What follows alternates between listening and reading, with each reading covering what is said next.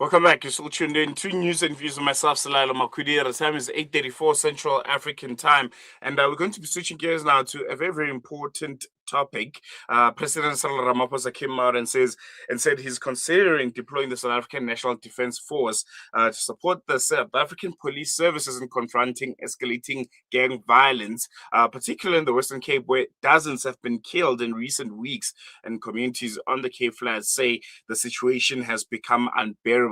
The idea of soldiers on the streets has drawn mixed reactions. Some civic groups back it, others warn the army isn't trained for crime fighting and could make matters worse. We're going to be discussing this with, I think, a community kind of perspective with Elsies River activist and CEO of Inspire Network, Imraahn Mukaddam. Imraahn, thank you so much for joining us. Assalamu alaikum. Welcome to News and Views. Walaikum salam wa rahmatullah, brother. Shukran for having us. No, the pleasure's all ours, and I think we'll jump right into it. I think it was sometime last week where the president came out and said he's considering the deployment of the SANDF to some of the gang-ridden areas, particularly of the Western Cape. From your perspective, when you look at the situation on the ground in some of the areas of the Western Cape, what does it say about how desperate this situation feels for many, and how our residents in areas like Elsies River and surrounding areas are experiencing this violence day in and day out? Well, we believe the army has a role to play. We are in a war zone right now. It is a low-intensity civil war, and we need maximum troops on the ground in terms of ensuring security and visibility. The army is not the ideal solution. Catching the criminal elements and removing the guns of the streets, yes, but as a force multiplier, the army can play a role. And especially in areas where the police are having a very difficult time, getting control over certain pockets of our communities where basically the gangs have established little terrains, and they've become warlords in those areas, and they are basically governing areas of the Western Cape. And we've seen recently the mass killing in Marikana, for instance. Those are areas where you need to go in with 500 boots on the ground in order to secure the area. You can't go in with a police van or two because the areas are inaccessible. It's informal settlements, and it's very difficult to police. Are people on the ground really calling for the army specifically, or are there other solutions they would rather see being prioritized, or is the army the last resort because every other option has been exhausted at this point? I think in desperation, many would want the army to assist. We just at a point where it's virtually impossible to keep track of how many killings are happening on a daily basis. So we are living in a state of total chaos and maximum troops, but also we need a dedicated approach from all the safety stakeholders in the safety cluster. Which means the courts have to play their role, which means the correctional services have to play their role, which means the police have to become much more proactive, and which means the cooperation between police and the municipal law enforcement agencies need to be improved. And then, of course, with the additional assistance of the army, we can bring a relative calm, and it has worked in the past. But it's not the ultimate solution, and the moment the army leaves, you are left with a vacuum. So hopefully, if we can give the army in, it would be to restore calm and to give the police enough time and the security agencies enough time to get their ducks in a row and actually, focus on how they can be more proactive and also just rooting out the cancer of gangsterism and drugs and guns that is so pervasive in both the Western Cape and the Eastern Cape. Some critics have come out, and this is including some government officials themselves, and analysts, essentially saying that the army isn't trained for civilian crime environments, and that soldiers almost have a shoot to kill kind of approach to things without, the necessary intelligence kind of tools that SABS has. Does this concern you, the heavy-handedness nature of the army and how they might go about things?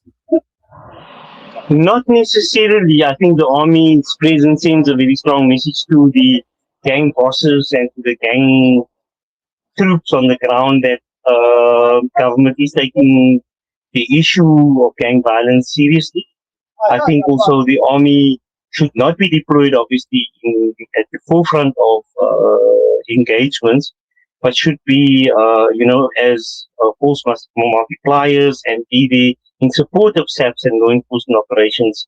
So if the role is purely supportive, then there would be no need for them to be directly involved in confrontations. But should it happen that these units on operations are under attack, then obviously having the army, will result in more severe consequences for the perpetrators, especially. And our major concern would be for the, our civilian communities and innocent victims that could be caught in the crossfire. But in terms of the kind of terror and mayhem that the gangs is currently, perpetrating on our communities, we wouldn't have a problem, if we can get these guys off the streets, because it is a war situation and it requires an adequate response. Though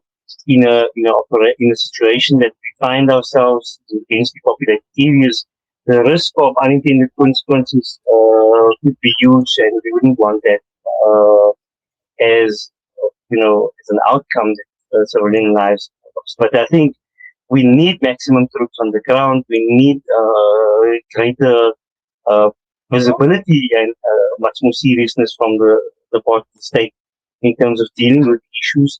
And we just need to regain governance over our sovereignty as a country. So, as things stand, for certain pockets of our country has become ungovernable, and we cannot have a situation like that.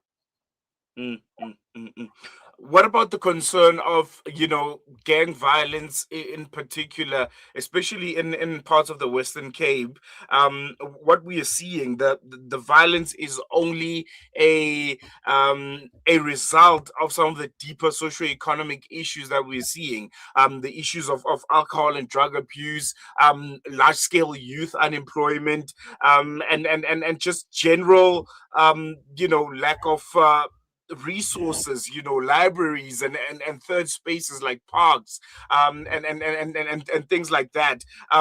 We would only be putting a band-aid on a bullet wound, because we're still not fixing the socioeconomic issues that have found their way within our communities, like youth unemployment, which is top of the agenda. How do you respond to that? You are absolutely right. We can't fix one toe that's broken and the rest of the body is not fixed. So yes, we have a problem with gangsterism, and we need maximum response right now to bring calm and to restore order. But yes, all the other issues that you bring up, the socioeconomic issues, the issues of youth unemployment, the issues of the high school dropouts, I think we need to focus on that a lot more. The absence of social workers, and then also amenities, the poor planning by municipalities of, these ghettos and these informal settlements, the inability of communities to be consulted and to be active in, for instance, our CPF structures and our community safety structures, neighborhood structures. These need to be empowered. These need to be reinforced. Where communities can take back their streets themselves. But for now, the situation situation is that serious and that dire that we need maximum response. Once calm is restored, we can focus on the social workers, we can focus on the schools, we can focus on all the issues. But whilst we're in a situation where chaos prevails, it's very difficult to send in a social worker, for instance, into Delft right now, because one, they would be vulnerable. Number two, they would be taxed, they would be extorted for just coming into the area because the gangs control those areas. So you can't have the social services delivered because of the amount of violence that is present in these communities. So it's important first, I think, for law and order to be restored and for calm to prevail and for the state to take back and the communities to take back these streets. And, and I think that with the help of the army, if they can just round up as many of these gang members, profile them properly, ensure that they look at what crimes they committed, check if their records are, if there's any cases outstanding, and then you have a reason to take them off the streets for a while the court processes must be expedited, whilst the prisons must be,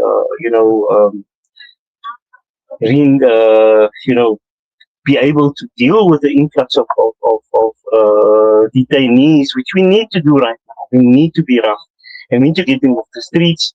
We need to restore calm, and then thereafter we can sort them out, in terms of rehabilitation, in terms of youth at risk that are in the system, how we can get them to become useful and positive citizens again, But for now, the urgency of the situation requires maximum response, and I think it's far too little, too late. They've waited far too long for taking this seriously. If the president goes that way, we don't even know yet. He's only considering it. But I think the state needs to show urgency, and they haven't done that thus far. And the message that goes out, the enemy on the streets, are that it's business as usual. They can do what they want, and anarchy and chaos prevails. And we need to change that narrative. We need to have a narrative. At least there's law and order. At least those most vulnerable communities can feel safe to walk in the street again. Where kids can go to school peacefully. Where businesses can trade without being extorted. And and then we focus on the rest of society, which should have been the focus in the first place, and which there are many interventions that's trying to deal with some of the socioeconomic issues. We can't fix it in a day. It's not something that's going to happen overnight. This is a very long process, but it can be done. And if we restore law and order and concurrently run with social uplifting programs and look at especially youth unemployment and look at the economy, but as long as the levels of crime prevails, we just shooting ourselves in the foot all the time by trying to look at all the other stuff, and we letting this thing just fester. It is a fester in our communities that we allow this to happen, and it takes a whole of society approach to fix this. But for now, we need an immediate and emergency response. And if the president can declare a state of disaster in the Western Cape and the Eastern Cape and give special powers to police and the army to round up these guys and hold them for 48 hours, 72 hours, do proper profiling, capacitate the detectives, capacitate the courts, so that we can get these guys that have criminal records, that are running around, with huge track records, and they get bail for one case, but they should be in custody for 3 others. There's a lot of that situations happening. There's a lot of them on parole that shouldn't be on parole, or that are still pending whilst they're on parole. So I think it's getting them off the streets and reprofiling them, and then reintegrating them when they're ready. And at the meantime, restoring calm and trying to just focus on post-survival, because at the moment we're barely surviving in many of these suburbs in the Western Cape and the Eastern Cape especially. Well, there you go. Unfortunately, we have run out of time, Brother Imran. Thank you so much for joining us and for a very, very important insight. Really, really appreciate it. You're always welcome, my brother. Shukran for having me. There you go. That was Imraahn Mukaddam from Inspire Network sharing insights from Elsies River on, I think at this state we can call it a national debate over potentially deploying the SANDF against gang violence. And yeah, I think it'll be interesting to see that whether military support is the right move or maybe a diversion from some of the deeper reforms, the conversation around the socioeconomic challenges that are still festering some of our communities, youth unemployment, school dropouts, substance abuse, which ultimately are the consequence of gang violence that we are seeing. Gangsterism, I think, is only a byproduct of some of these socioeconomic issues that we've been grappling with for the very, very long time now, and the government doesn't seem to have the answer. So, what do you think? Do you think the army should be deployed to help police tackle gang violence? Why or why not? Or maybe it's more important to try and, excuse me, tackle some of the socioeconomic issues, get young people working, get young people in schools, and you'll just see a consequence of that, a result of that being young people not being interested in substance abuse and ultimately gangsterism. Or maybe is the situation so bad that we need to start there? We need to start with the army, boots on the ground, them rounding up everyone, and then when it's safe to do so, as Imran seems to suggest, have social workers and psychologists and counselors on the ground to try and restore the moral and social fiber of some of our communities. You can engage with us, and if your family has been impacted by gang violence, you can also engage with us. Your family. Your community or you personally, you can share your story with us. I think it's spiraling out of hand. It's a conversation that we need to continue having and to try and find solutions for.